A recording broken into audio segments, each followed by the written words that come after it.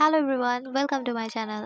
Valentine week চলছে, সেটা তো আমরা সবাই জানি। আর আজকে 7 তারিখ, অর্থাৎ রোজ ডে। তো চলো আজকে তোমার ঘরে পড়ে থাকা টিস্যু পেপার দিয়ে একটা হোয়াইট কালার রোজ বানিয়ে দেখাই। তো প্রথমে তো দেখলেই আমি টিস্যু পেপারটাকে ফোল্ড করে গোলাপের পাপড়ির আকারে কেটে নিয়েছি।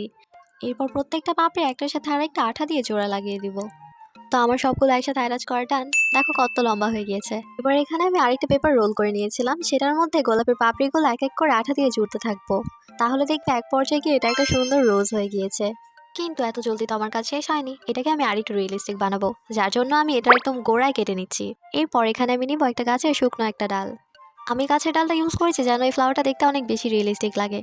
এরপর আমি আঠা দিয়ে ডালের সাথে ফুলটাকে লাগিয়ে ফেলবো।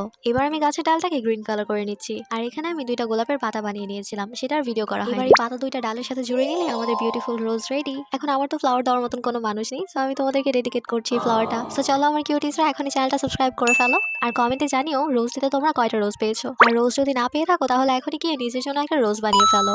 ভিডিওটা ভালো লাগলে একটি লাইক দিয়ে দিও। Thanks for watching, tata.